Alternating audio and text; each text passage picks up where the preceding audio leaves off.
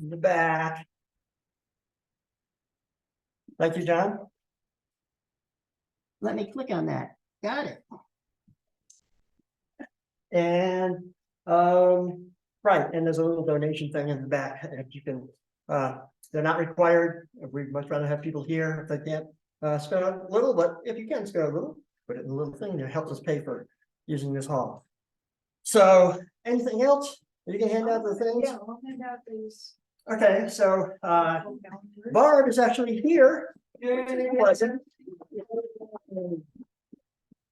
And so she's handing out the little star chart calendar thing. Yeah, and I just wanted to say, so we'll probably have a December meeting and, but we haven't decided on the date in person yet. We're trying to get Alan to come and talk about his going up on the Virgin Galactic's spaceship too, but he's real busy, so he's probably gonna come and talk about that sometime in spring or summer. That's good.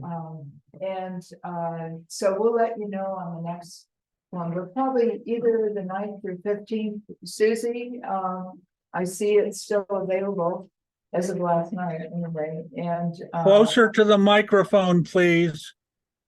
okay, yeah, so we'll let you know on December, the date and who. Both of those days are Pet Santa and Santa Pets. So you'll be coming in after 100 kids. There'll be a lot of energy in the building. Yeah. I mean, we'll be done. We'll be done and cleaned up at 2. You know, it goes till 2, but there'll be lots of energy. Yeah, good. Okay. Yeah. Okay, so with that, as usual, what you'll see me do is sit at the computer for a moment, change over to the Zoom and share screen. If the people at home could be sure to have themselves muted unless they have something to say. And feel free, I talked to Stephen, if you want to interrupt him during his talk to ask a question, people in the audience here or people at home Zooming can go ahead and unmute and ask a question. So with that, I'm going to sit down and hand it over to Steve. I kind of prefer a more sort of conversational meeting. That's what I'm used to at work. The idea of like just sitting here and talking for 45 minutes. interrupted like this. Yeah. Accounting, I need to hear from Bill in accounting, come on. The guy from marketing always keeps jutting in. That's what I'm used to. That's fine.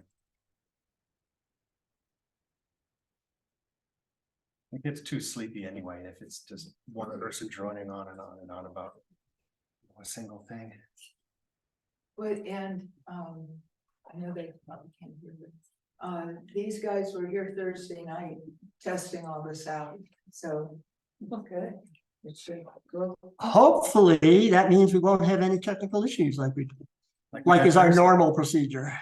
Bunch of stuff broke Thursday. All right, so the screen should be shared right now. Is that happening at home? You're not seeing anything, just a blank screen, but it is shared and not a camera view, is my hope. We see the windows.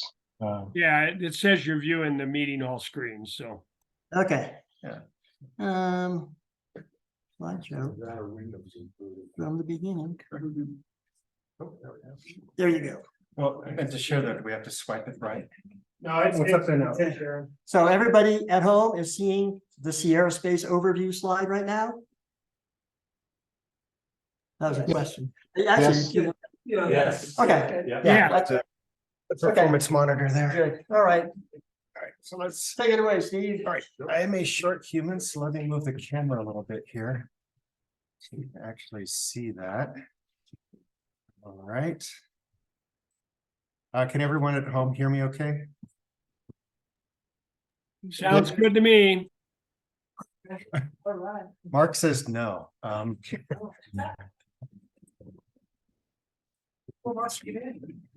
Clark, can you hear me now? Clark? How about that, Clark? Yeah, that's better. Thank you. Sure, all right, cool. So. All right, so here's the basic layout of what I want to talk about today. All right, so prologue. About 7 years ago, I was working for a company called the Reed Group. and I've been a senior database administrator for about 5 years there. And as Betsy can attest, it was a difficult job. I was working every other weekend, many nights, a lot of on-call work. Yeah. But I mean, we were doing good work. We were writing disability checks to people and you know, insurance type stuff. But I got a call from a recruiter who said, "Hey, I see that you checked the box that you're interested in aerospace and space." And I said, "Yes." He said, "Would you like to do an interview? Just check it out. No commitment or anything like that." And at this point, I'd been coming to SkyWatcher's for maybe a year or so. I was here at the very beginning, you know, with you guys. And I was intrigued, you know. When I was a little boy, I enjoyed looking up at the stars, and I was kind of an astronomy buff, and thought, well, maybe make a change. This could be interesting. And I did really well in the interview, and got the job, and was really intrigued. So that's how I ended up at SNC, which is the part that I work for is Sierra Space. So, and I started at the 2000 Taylor facility, which is the actual factory floor where they build all the spacecraft. So when I was having a bad day and I needed something to kind of like get me through, I'd get up, get a cup of coffee, walk across to the factory floor, look through the windows and see the actual work happening, What you know? is Sierra Nevada Space? What is this company? I'm glad you asked that. I think the next slide actually starts getting into that, but I did not review it. I didn't really have time, actually. Yeah, so let me back up here a little bit. It's not on the slide deck or anything, but in the 1980s, this couple here, Aaron and Fatih Osman, had just gotten out of graduate school. They had engineering degrees. They'd emigrated from Turkey, and they were working at a company called Sierra Nevada Corporation, and it was going bankrupt. So what year was that? I'm sorry. that was in the 80s. In the 80s. In the 80s. And so they decided to mortgage their house, pretty much everything, and put that money into buying out Sierra Nevada Corporation. And it worked out. Decades later, they're each worth like $1.4 billion. SNC is like a multi-billion-dollar company with tons and tons of contracts.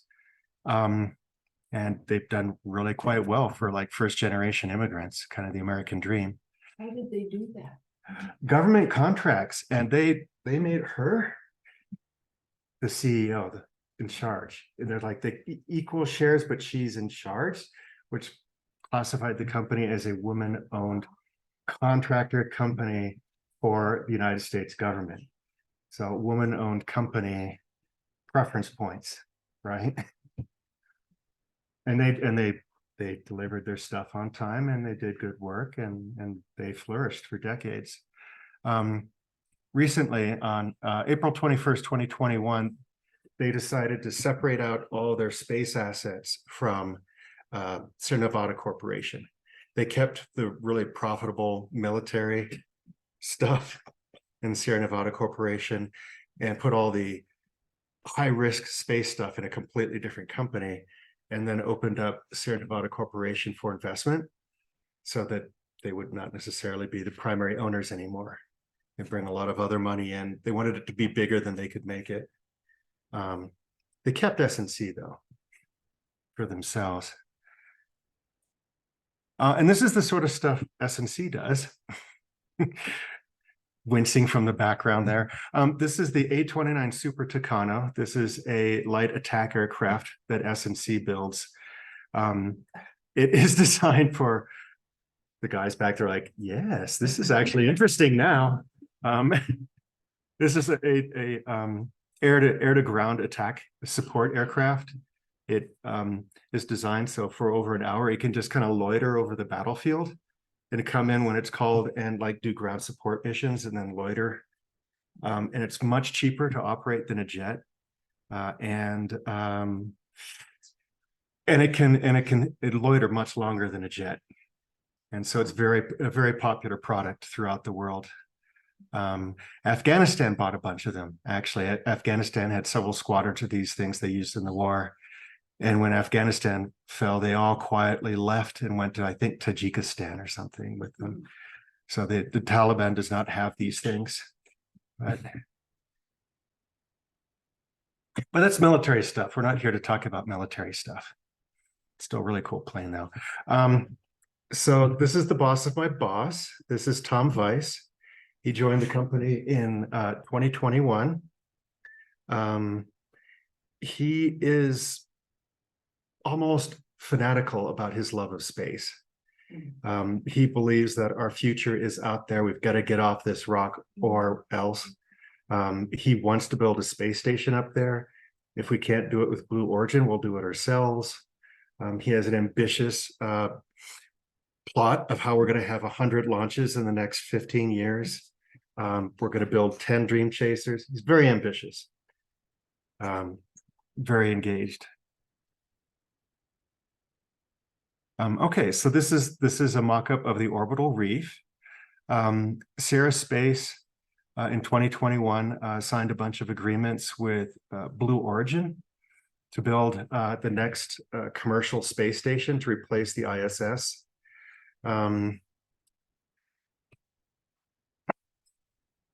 There's been some difficulties in the relationship. Let me just go ahead. There's a public thing here. People have asked about this, and we're not supposed to talk about it or give off any like information that's secret. Here's just some public information. You can see this is public. So I'm not giving anything away. But yeah, apparently Blue Origin got a bunch of money, but it turns out that this is not their main priority. And so Tom Weiss was sort of upset about that. And he went and met with them and said, this is my #1 priority. And they said, could we maybe 2030-ish? Could maybe push this back to the 2030s sometime? And my boss said, no, it needs to go up. We need to ship it. We need to send it, you know? And so we are now talking about building our own space station. It's going to be called Unity, and we're going to try to get it up there like 2027. So they threw you under the bus. Okay, maybe that can be one way to look at it. Yeah. Minimize that as we get back there. So there's more information here. Made a bunch of this stuff clickable. Don't want to bore you guys too much with just web stuff. But so, more orbital reef stuff. But yeah, so we're going to build a much smaller system called Unity. And it's going to have be able to handle like 4 people instead of 24. So Unity is already the name of the part of ISS. I didn't know that. They originally they're going to call it Pathfinder, but they decided that was maybe too basic. So let's see. Next slide. So here's another artist conception of what the orbital reef might look like with the Dream Chaser attached to it. You see the big inflatable life habitat. These guys here, these are the Sierra Space inflatables, soft goods with the 6 layers of protection. And then the metal stuff is all what Blue Origin was supposed to build out. There's another artist conception. 2 Dream Chasers. That's really ambitious. But all right, and this is my actual boss. This is the CIO. He came in November 19th of 2021. Sorry, no, he came in October 6th. Right before that, we got $1.4 billion in Series A funding, and then I included all the companies on the slide there that contributed to that. This is why the Osmonds wanted to make it an open company that other people could invest in, because these guys came in with another $1.4 billion, which is a lot more money than the Osmonds could afford to put into it. Is everyone kind of familiar with like Series A funding, Series B funding, Series C funding? You are, but yeah, Money. yeah, One comes after the other. yeah. Like, I'm not in a finance major or anything, but like Series A is sort of your venture capital, your risk money that comes in and says for a lot of the profit and like ownership, we're gonna give you some money. We're coming in at the ground floor. We expect good things from you, but we understand we're coming in early. So that's what this is. Series B is more like insurance companies and banks and other investors come in and like, okay, you already have a Series A, you have products, you have a revenue stream, but you need more money to grow. And Series C is like mutual funds or investment portfolios or whatever, and they're, you know, like Series C would be General Motors investment or something like that. Like, you need more money for next year's model, but you've been doing this 30 years. We think you're good for it. So yeah, so we got our Series A in 2021. And then Ken Venner, who came from SpaceX, came in October 2022. Ken is really, really driven. He's an insanely hard worker. He worked for SpaceX for 7 years, and he wanted to come over to a place that wasn't quite that intense, where he, you know, would it be able to relax a little bit. But his idea of relaxing is sending people emails at 4 a.m, you know, on a Sunday, asking for a report or whatever. So he's pretty dedicated, super efficient. Let's see, May 15th, 2023, we had the power on. I don't know, Leonard, if you knew about this, about the power on, where we like turned all the power onto the Dream Chaser and lit everything up and started running data and tests through it and everything. Yeah. Oh, good. I have a clickable link here actually, but if you want to read the details, but Is it not on fire? it is not on fire.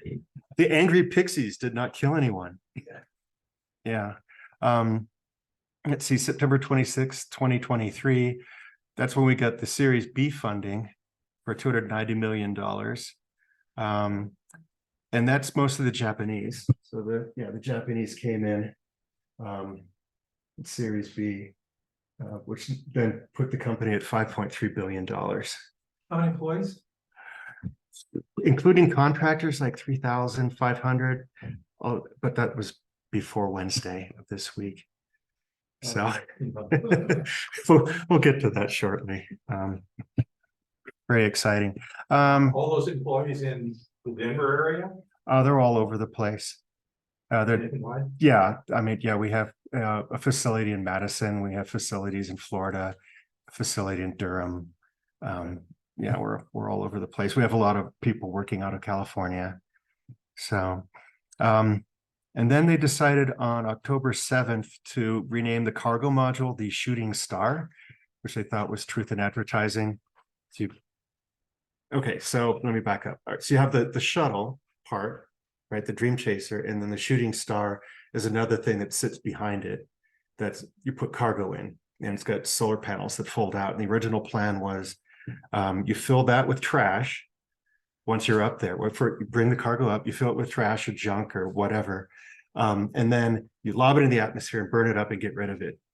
Thus, Shooting Star, and that was the original plan for the thing. Since then, they've decided it's a really expensive thing to burn up, so maybe we'd like to figure out how to recover it someday. So maybe we won't be doing that. So this is what the Shooting Star actually looks like, or looked like on the Taylor floor before we shipped it, the beginning of October, to the Armstrong Test Facility in Ohio. Neat. Woo! Let's see, at the end of October, we did a flight operations review with NASA to determine if we were flight ready and that things were cool. lots of really important decisions there. I'll let you guys just, if you want to Hey, read the Stephen. details.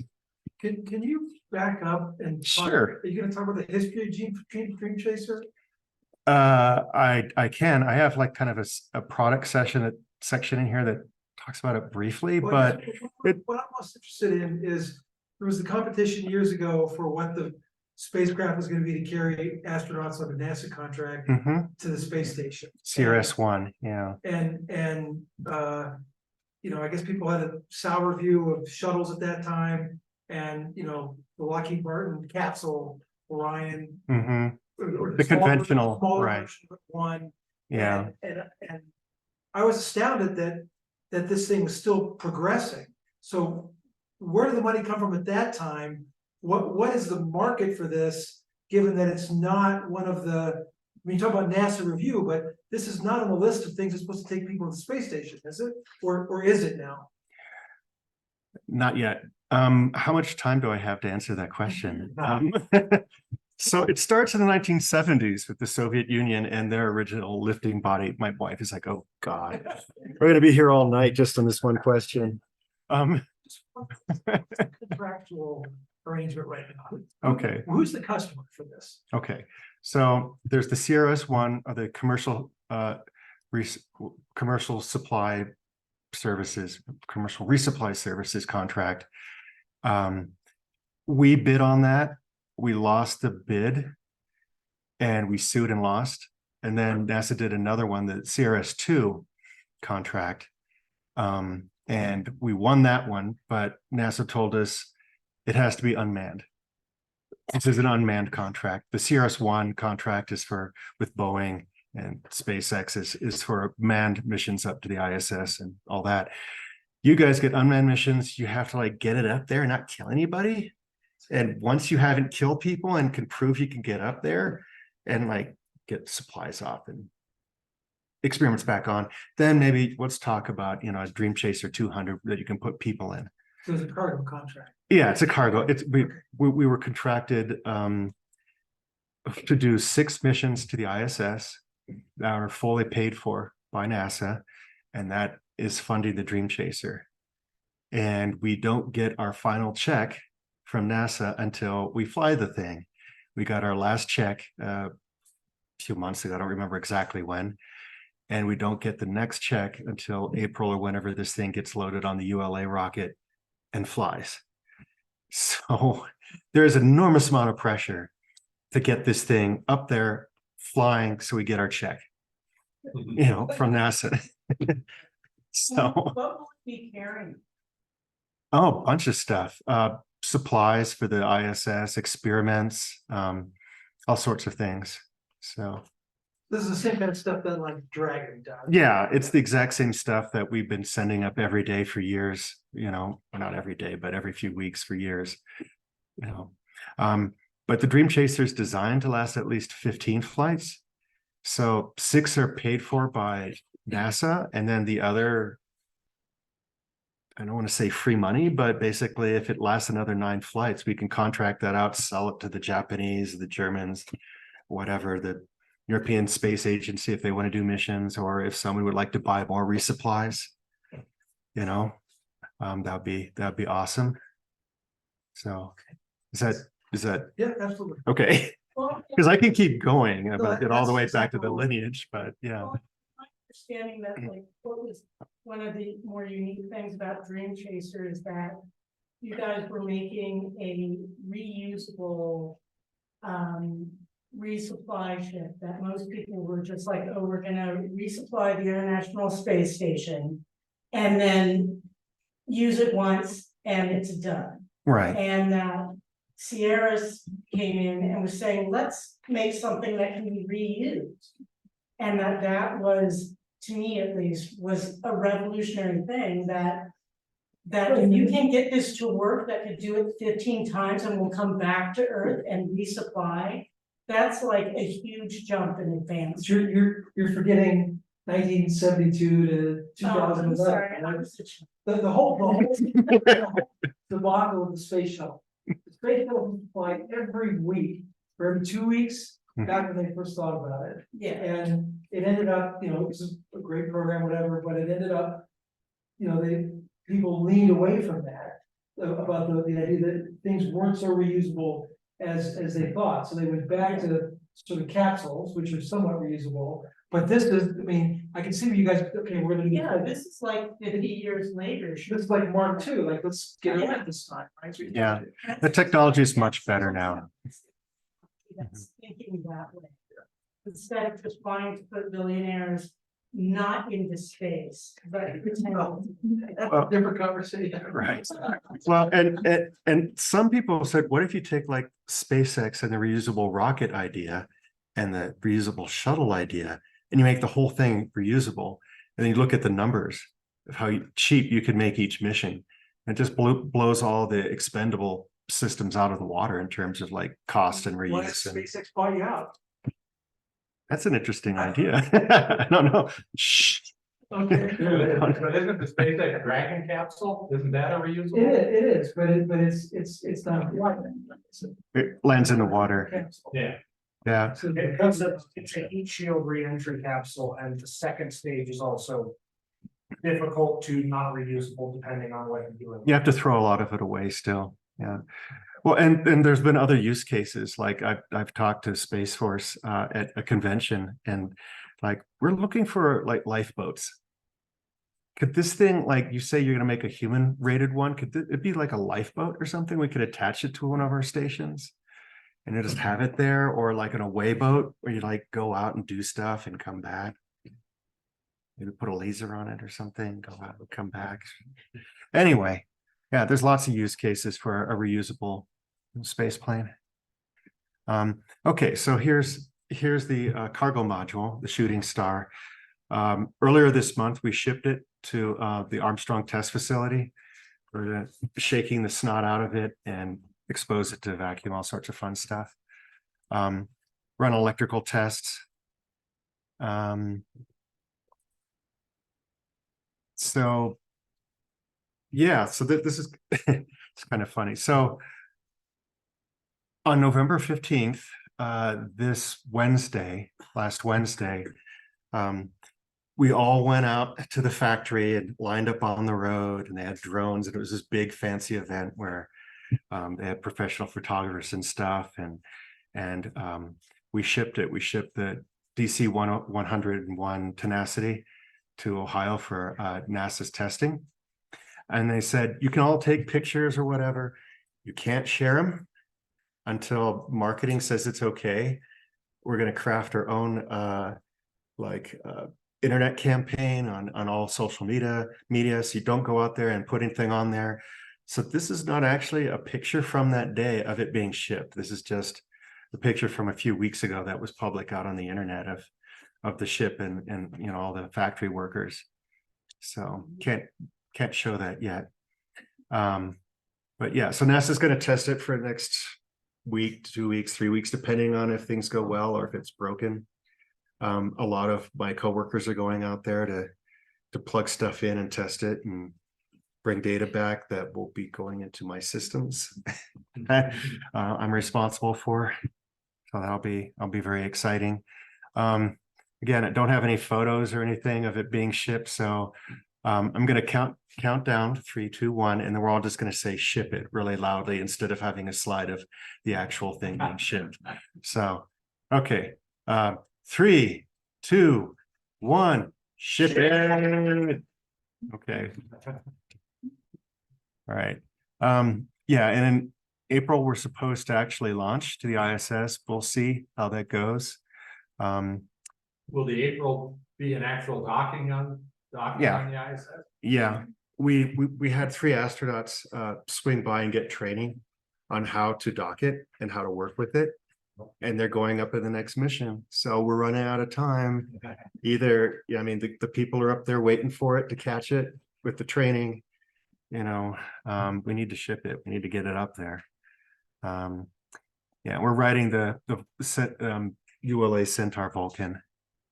And for rocket geeks or hardware geeks back there, Nathaniel, for hardware geeks back there, here we have a technical breakdown of all the various rockets, and the Vulcan Centaur on the right is the one that we're going up in. So How many Vulcan centaurs have gone into space? Oh, none yet. It's all right, though. I'm sure it'll be fine. No, the first one's supposed to go up in what, December? Right? And it's got like a little satellite on a bunch of little microsatellites and experiments. Oh, I think. I'm glad we're not going to be on No, it. I think Esper bought it, the first. Bought the first one. Commercial lunar landing is. Is it going on the first one? Yeah, it's Christmas Eve long. I hope they have an insurance policy. Or Oh, gosh, I don't know. What does it say? Booster oxidizer, LO2 tank. Solid rocket booster SRB. It looks like a mix. An LNG tank.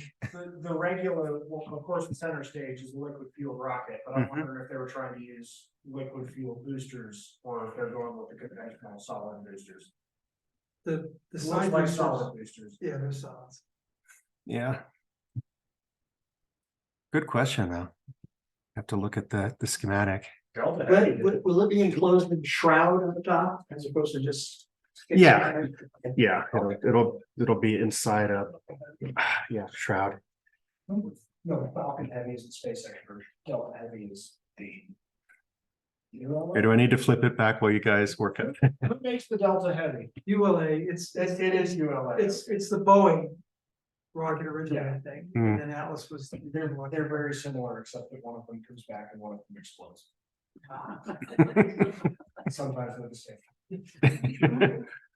Make it go boom. Yeah, so this is the first mission patch that they put together. And now moving on to products. Anybody have any questions about the timelines before I move on to the products? No? Okay, so here are the products. These are the various Dream Chasers that are planned out. DC-100 is a little robotic space shuttle. And in the picture here, you can see the cargo module behind it with the little solar panels coming out. So the thing we just shipped is the DC-100, DC-101, it's called the Tenacity. The second one is currently under construction and the cargo module is well underway on this factory floor. So they're well underway in construction, and we're supposed to get really significant cost savings with the second one because all the plans are done. We figured it out and all that. DC-200 is the crewed version. That's going back to the original CRS-1 program to try to build an actual manned space shuttle. And that's I don't know anything about it because it's all classified and I don't have a clearance, but the military is really interested in that kind of stuff. And then the DC-300, we got a contract for that. So the third one is going to be for Space Force. Again, I don't have a clearance. I don't know anything about it. And in fact, I'm not supposed to know anything about it. But it's going to get built as well. And there's a lot of questions about, all right, who's got a clearance? How many people can we get over here who have a clearance?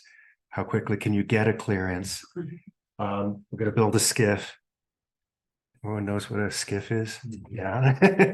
Where you do classified work. It's a facility specifically designed for classified work with cameras and extra badges and all sorts of security protocols and stuff. Building an uncrewed space plane for Space Force, what's the thing that they already have, or the Air Force that was in orbit for years and? Yeah. Oh, I don't know. I don't have a clearance. No, it's. Like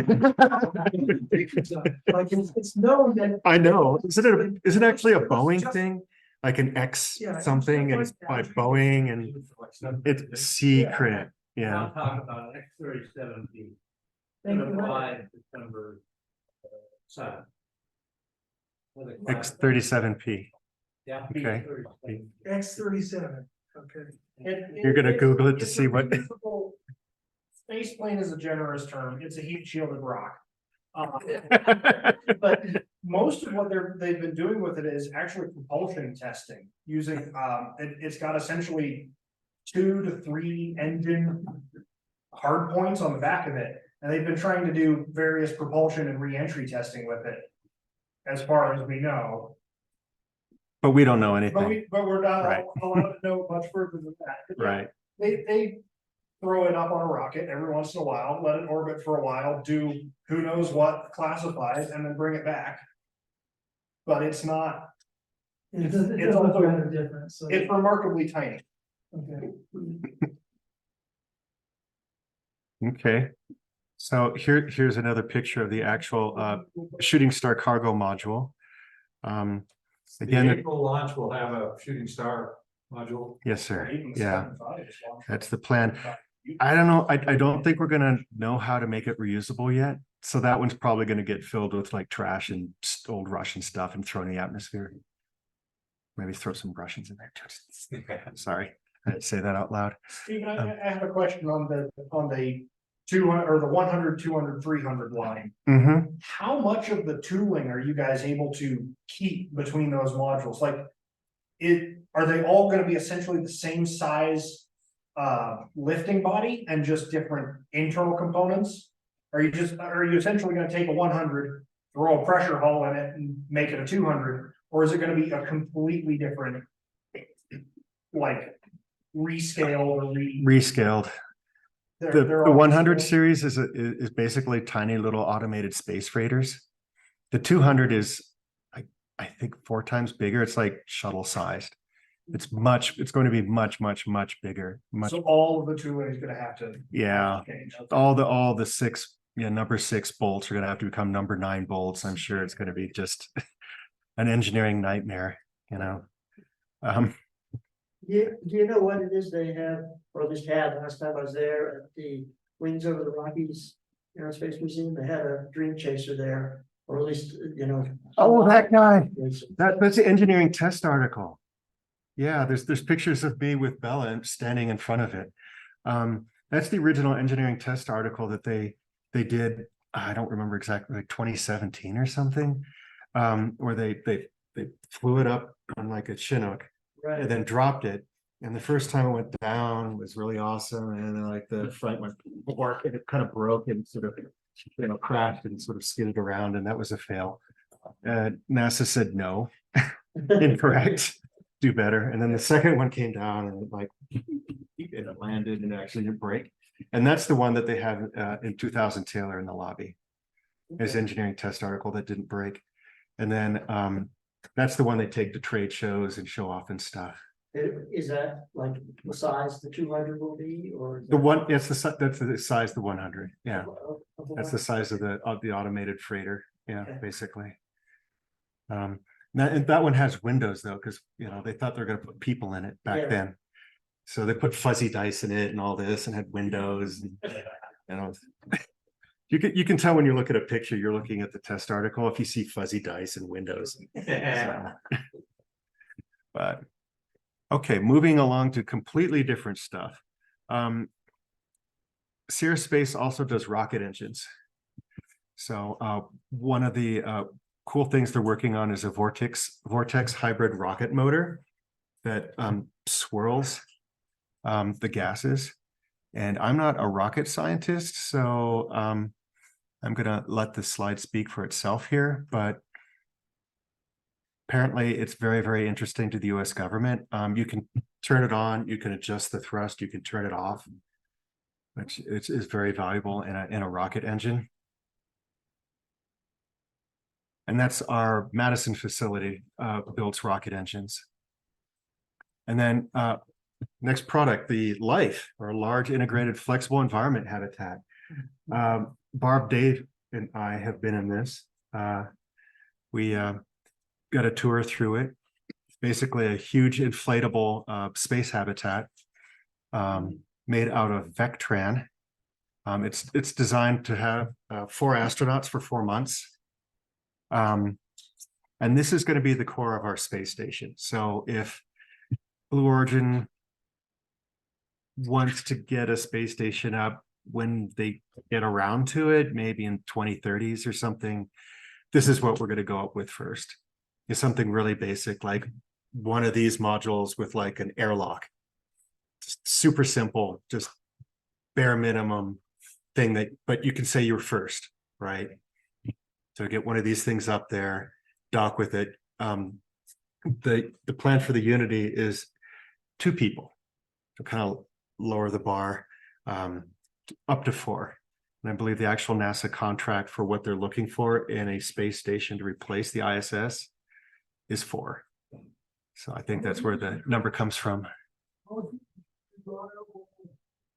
Radiation protection, something like that. Oh, that's in all the layers. There's like 6 layers of Vectran and other materials in the outer shell.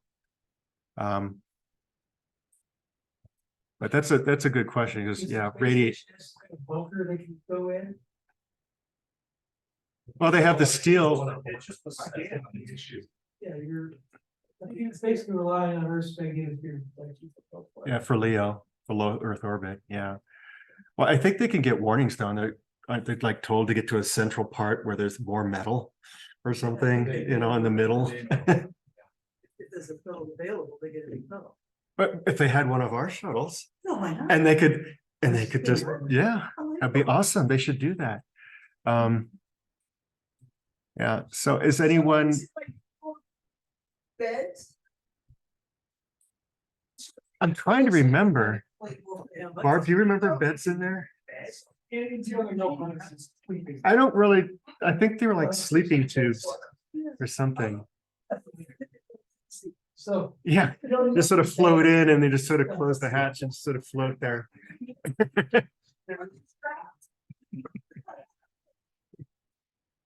So. It's just sleeping bags strung up at either end. And so you get in the sleeping bag and it doesn't float around the capsule. Right. So I do have more stuff on Vectran here if anyone's really super curious about what it is, but if not, we'll just move on. We can always come back to it. So we've been blowing up a lot of life habitats because it's fun and NASA requires it.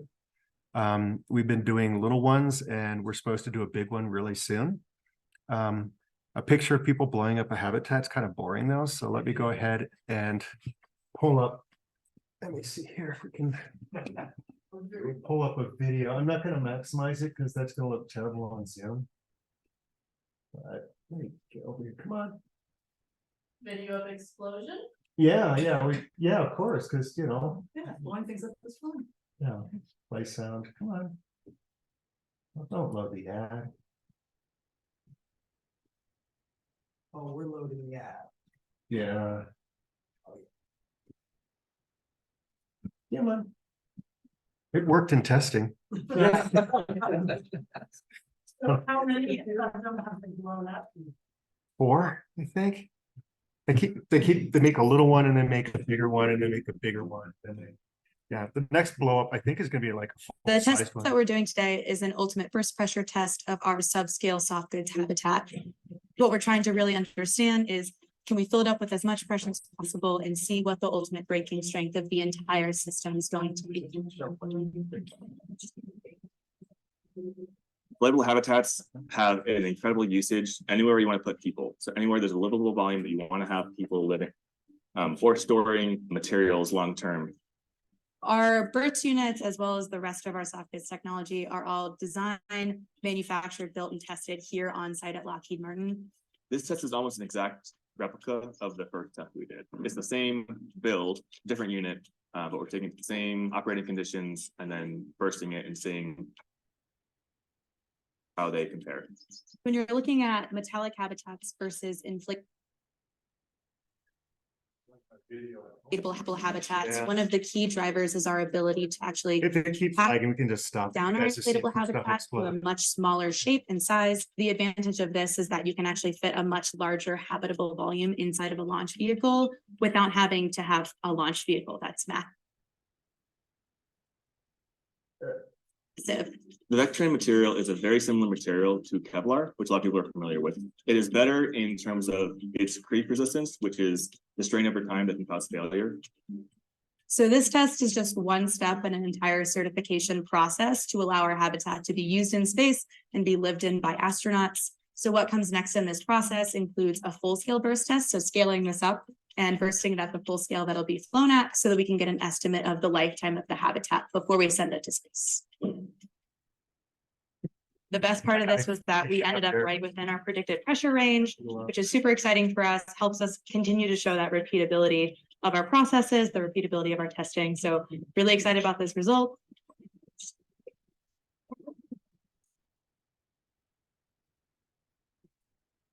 just seeing that burst within that range was a good feeling.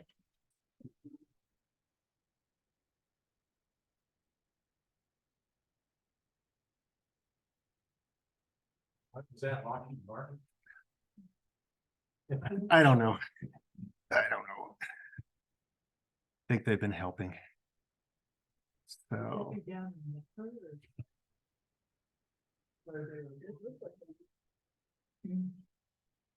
yeah, okay, so we're almost done here. Now we're getting to some of the oldest and smallest of our products. These are actuators, which are just simple little things for like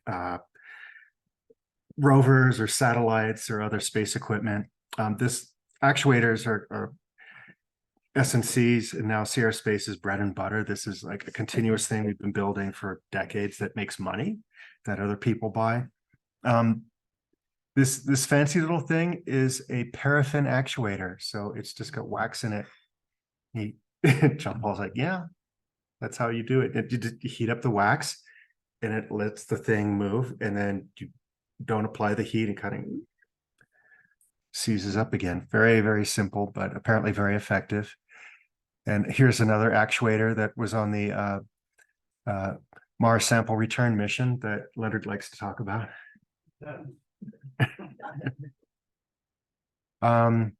Okay, so let's see, environmental systems. We like growing food in space. So this is the Sierra Space veggie unit.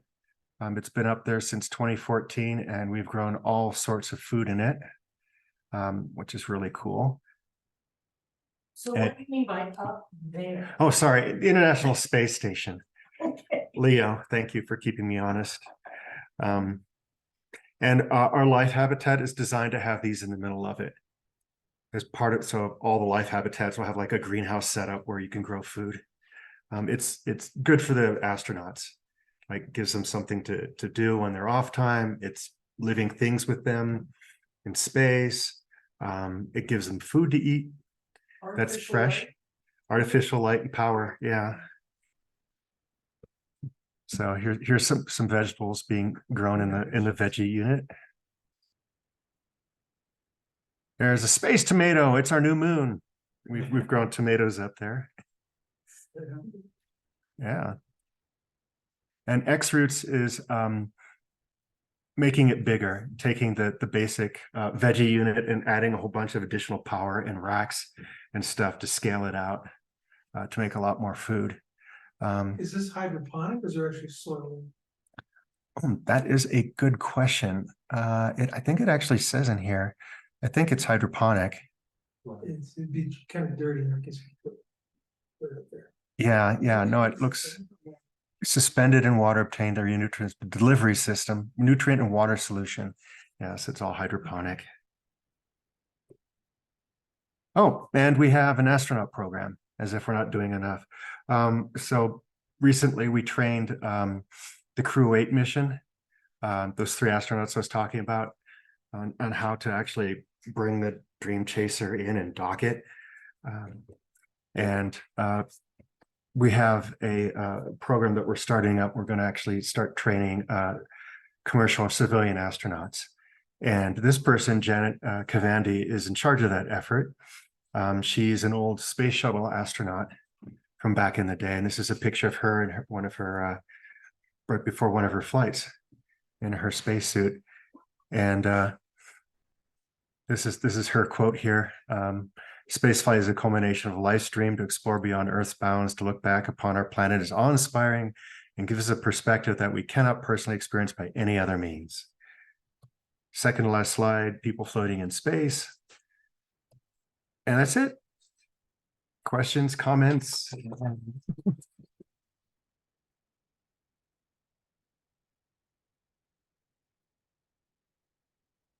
So what are the systems that you work on? It's not just like PCs. No, I mostly work on virtual machines and mostly Windows servers for the most part, but I've worked on Linux boxes through a lot of my career as well. So I'm pretty comfortable with those.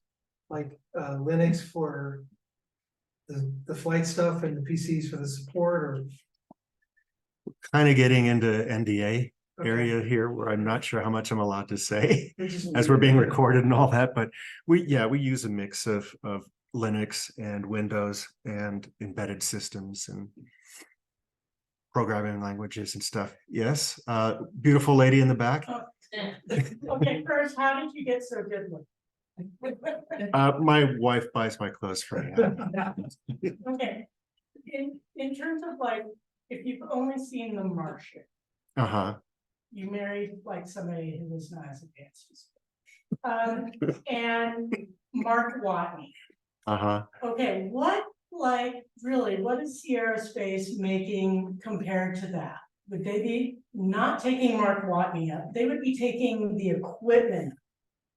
That he would Yeah, use to but build. Mark Watney could work for us. He could be a civilian astronaut working on the veggie unit.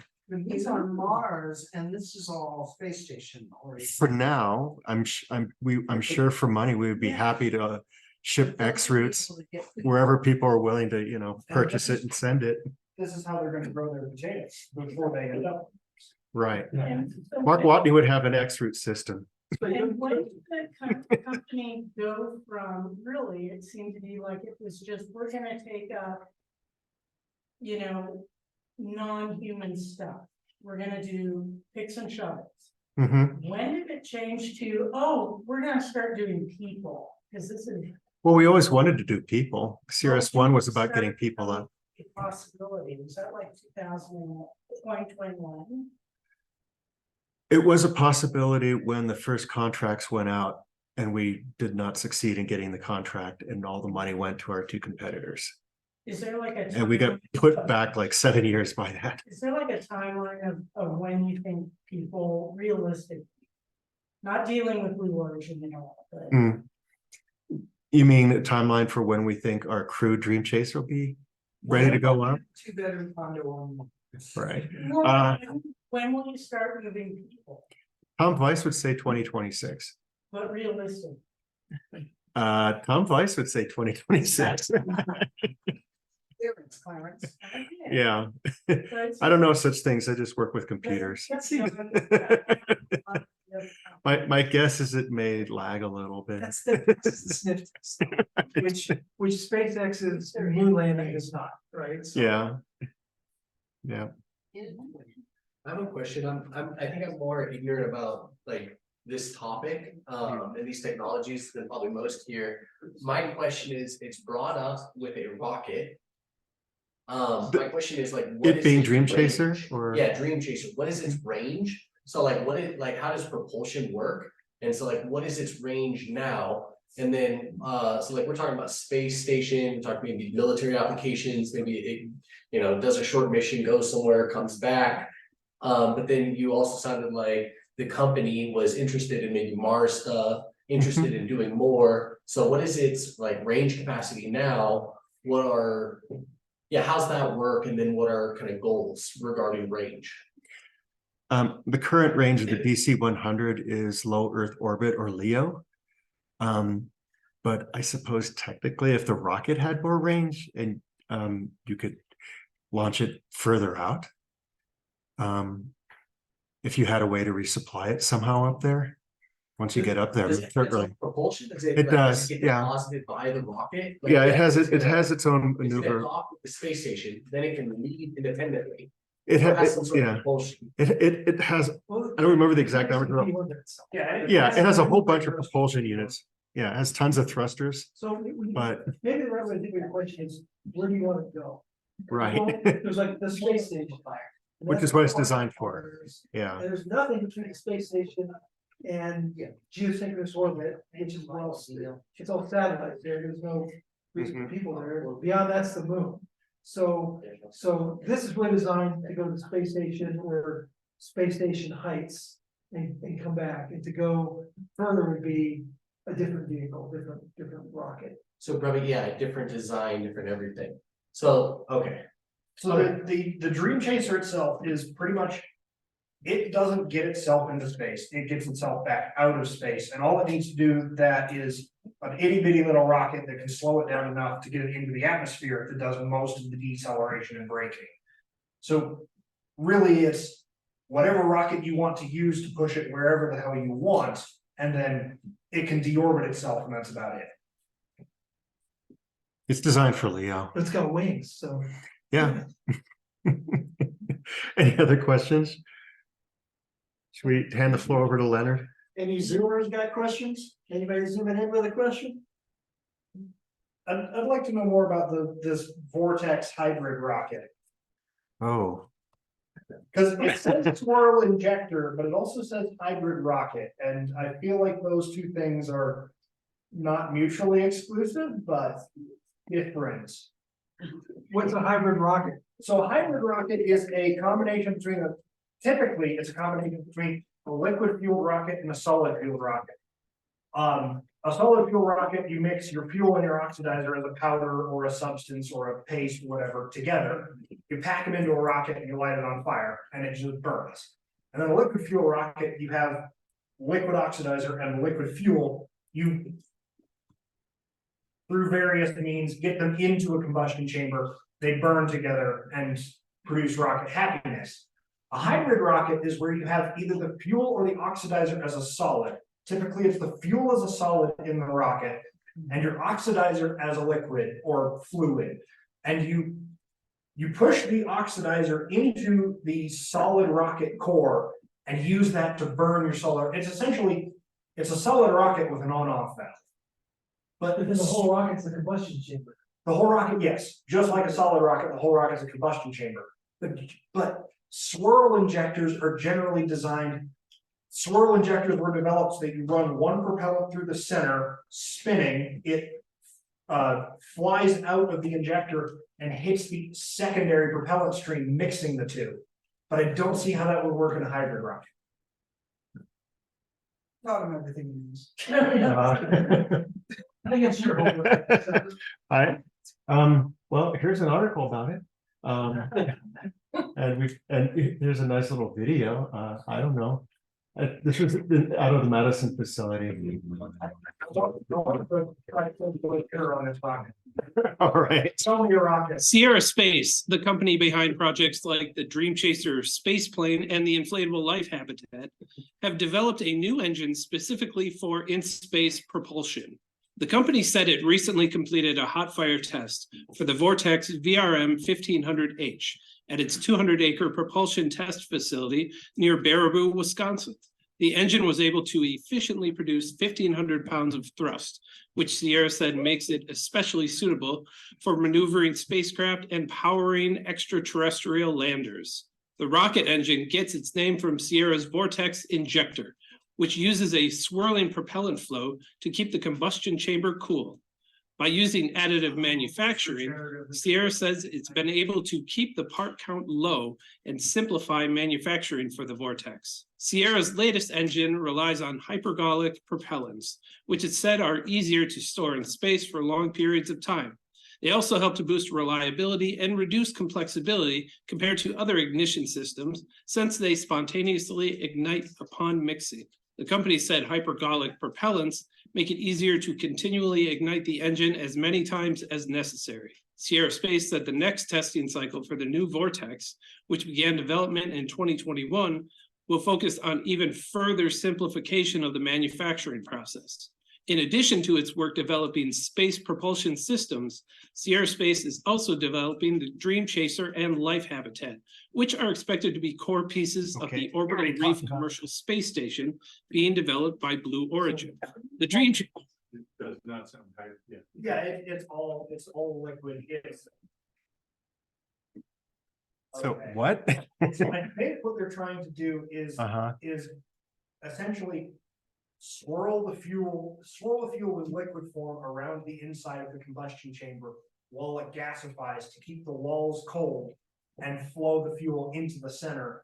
And then it looks like they're still regeneratively cooling the outside throat of the nozzle, or the throat and the bell of the nozzle. So the blue is cool. The blue is, yeah, they take, Relatively cold. you take your cryogenic or relatively cold fuel, you swirl it around the outside of the combustion chamber to keep it cool while it evaporates and burns off. You should come work for Sierra Space. I think there's a future there for you. Okay, any other questions or advanced rocket technology discussions? Yeah, that's the first. All right, well, let's say thank you again.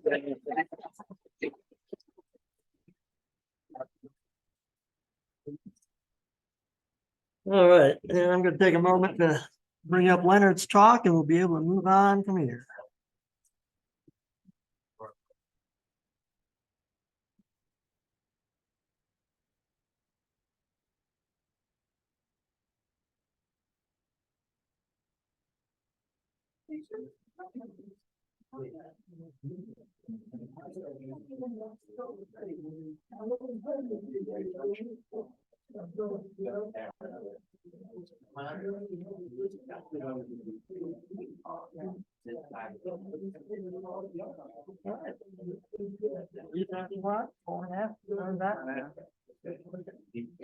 Steps to the slide.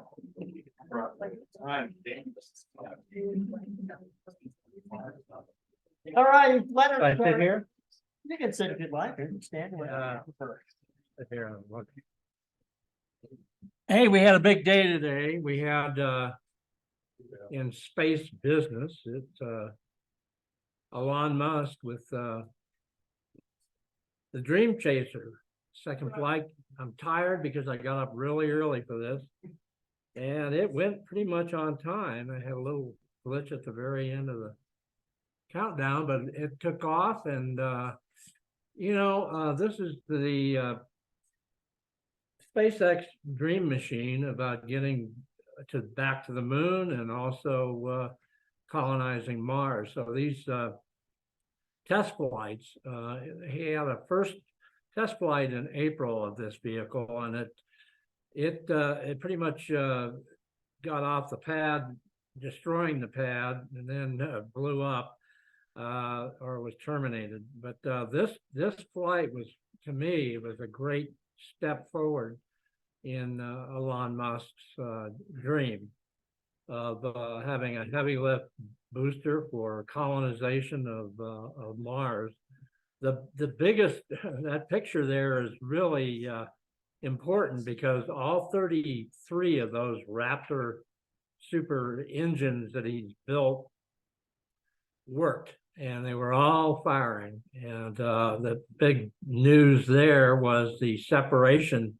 This is a real picture of the booster being let go and the Starship on top. Nobody's in this thing, but I mean, it's uncrewed, but it took off and got fairly high along its trajectory, along almost, I don't know what the altitude was. I'm still waiting for SpaceX to kind of give, everybody is looking at the film and becomes a rocket expert overnight. And so I'm waiting for Elon to tell everybody what really took place here. But it was pretty much a very exciting next step in his plans. Obviously, there's a lot more work to go. The Starship was either terminated itself or from ground control. It didn't make it all the way to around the Earth and land near Hawaii was the plan. The FAA right away said it was a mishap. All the people that are, on the Elon Musk camp go, this was a really a great step for the Starship. So, I'm sure Elon is hoping to get back and get the next flight underway as soon as possible. And FAA will do its thing and understand more and help SpaceX, and SpaceX will help FAA determine what went right, what went wrong. So it was a great thing. If you haven't read this book by Walter Isaacson, I really strongly suggest it's a great thick book, and that guy is one of the better writers. I'm always impressed by his ability, but he followed Elon for a couple of years or something and wrote a very telling book about the inner workings of a guy that's very complicated. In Russia, kind of a new twist to their story. They've had a habitat that they've built and used for a number of years to simulate a long duration space flight. And they just, what did I write here? I got a sheet here. I write these things and I can't remember dates, but November 14th, they put in 6 people into this habitat, and they're going to be in there for 360 days to simulate a lunar mission. And pretty exciting thing. Here's the 6 candidate people that are in there as we speak. And there's the habitat. It's run by a group in Moscow that has been doing space biomedicine and experiments since 1960. They've been operating for 60 years. So this is quite a operation they've got. But anyway, this mission is underway as we speak. And one of the things that we're hoping to have here, one of the women that is not on this one, but on an earlier one, a shorter stay time, we're trying to get to come up and give a talk about her experience in this long duration facility.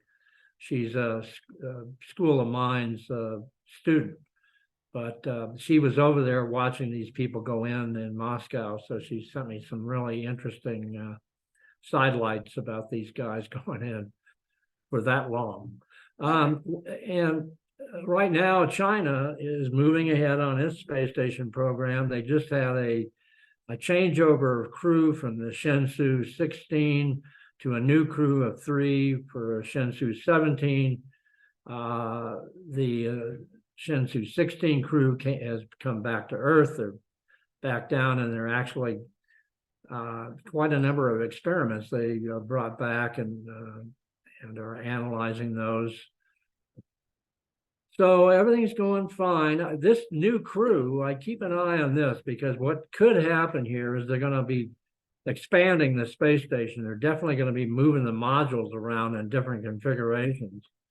One other thing that may happen with this crew that's up there now, they're going to launch a Hubble-class telescope, and it's going to be in close proximity to the space station.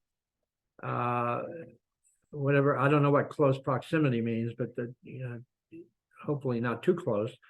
But what they plan to do is bring the space telescope in every once in a while and actually do maintenance on it, hook it to their space station, and change out instruments and clean the lens or whatever they're going to do. But that may happen with this Shenzhou 17 crew. So they're really going to have a lot of work to do up there. We had, as many of you know, Alan Stern gave a great talk two times here now.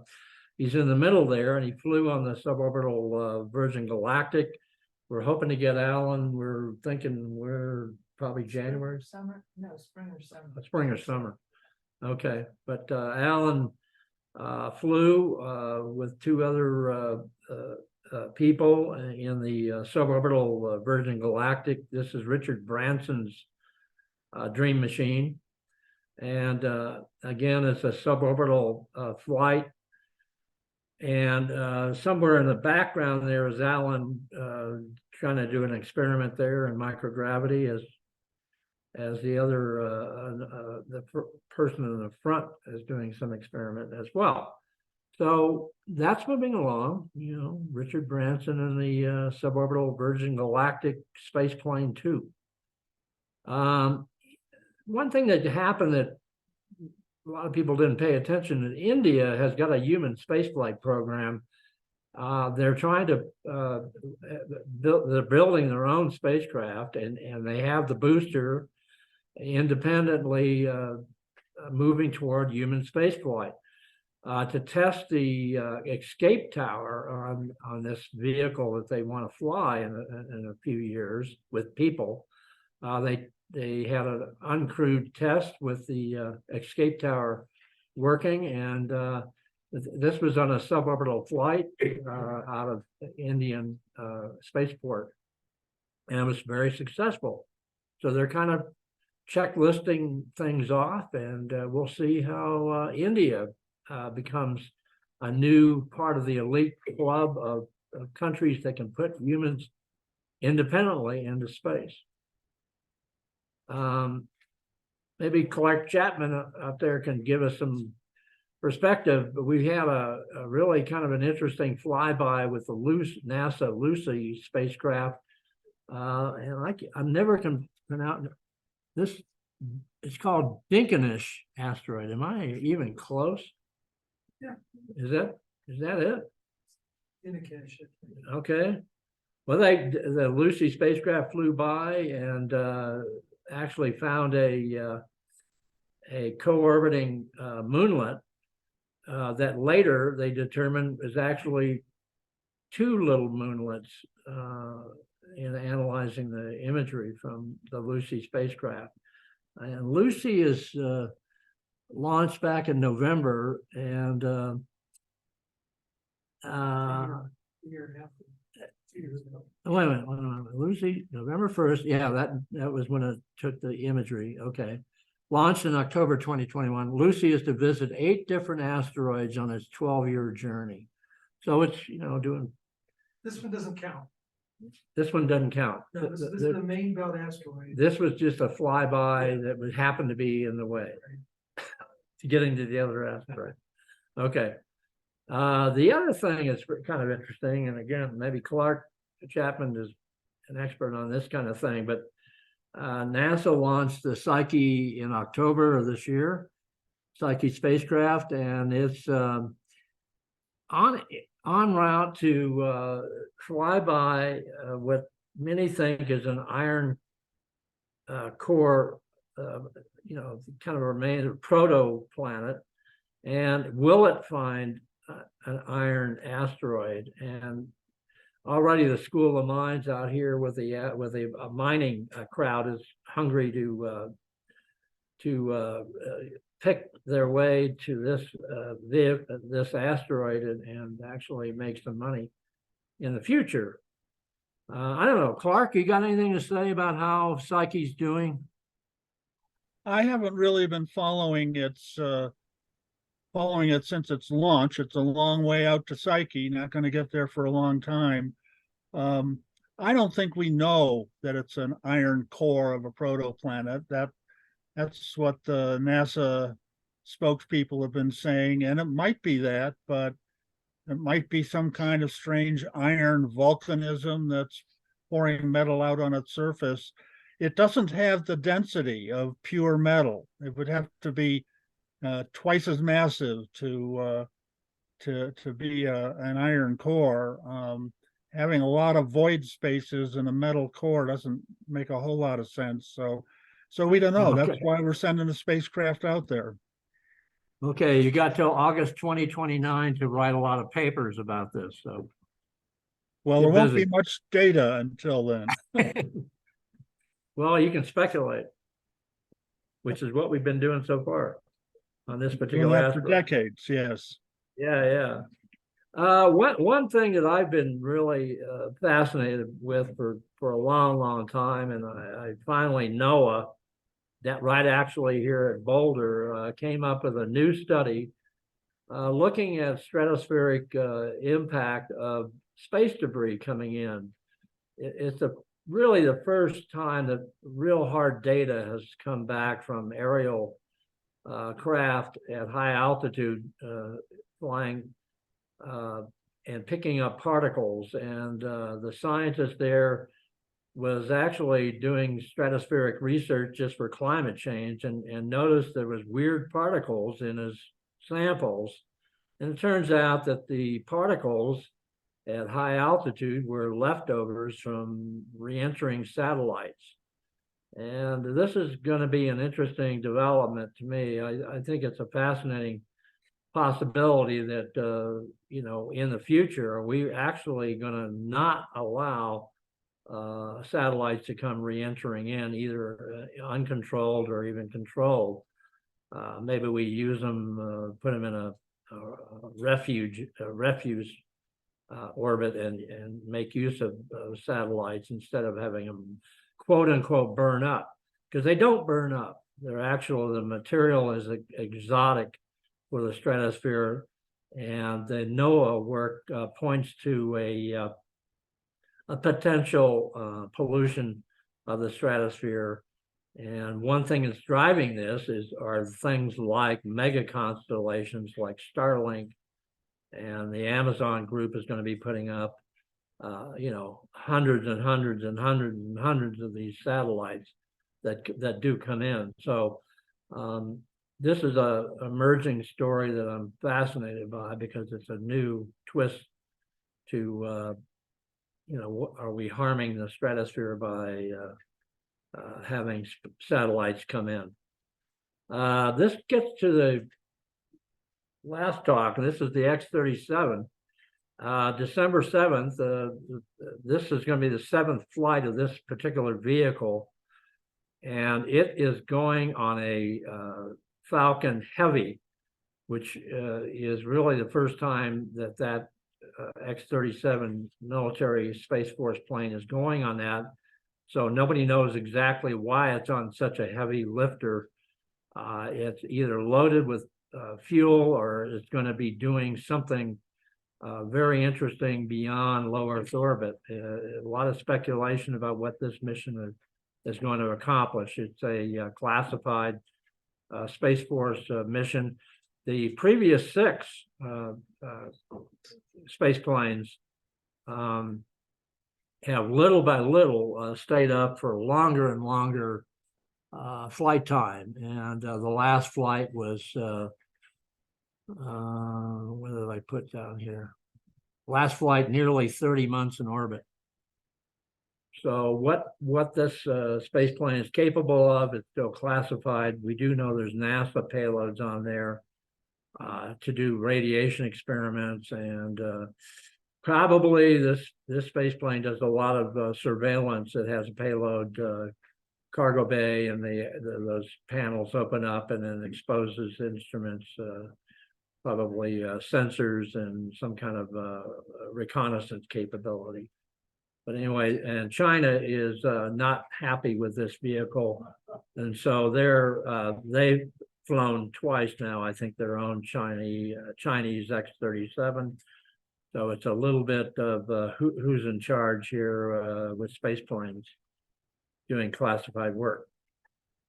I think that's it for me. There you go.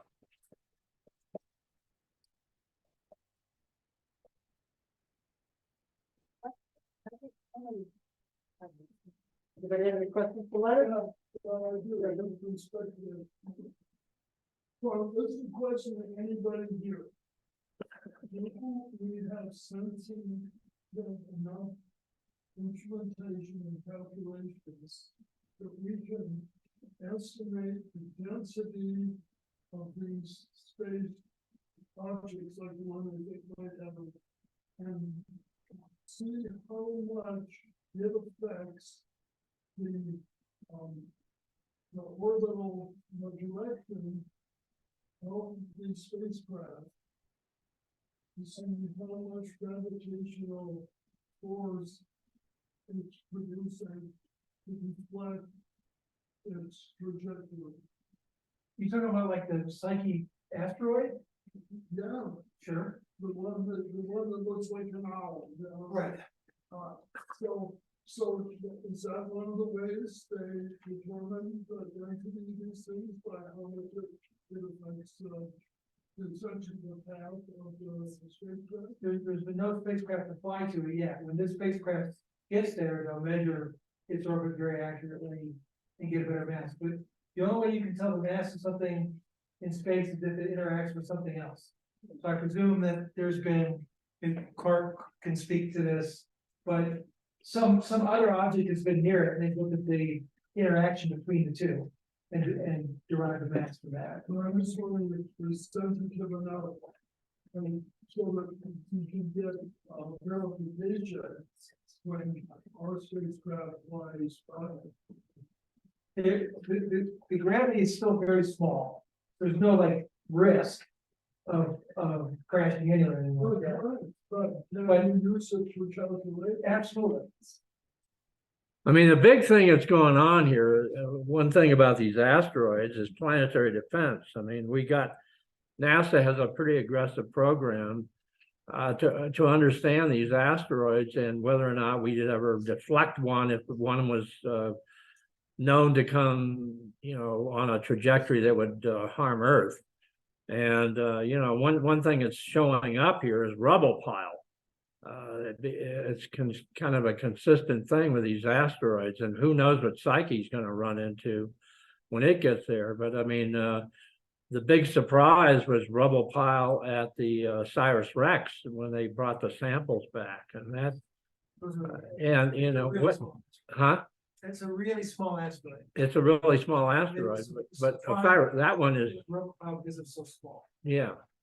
Well, I guess, the whole point is, how do we deflect rubble piles? Do we create more of a mess than we want? How do we deal with the rubble pile issue? You do it with the gravity trap and you don't blow it on.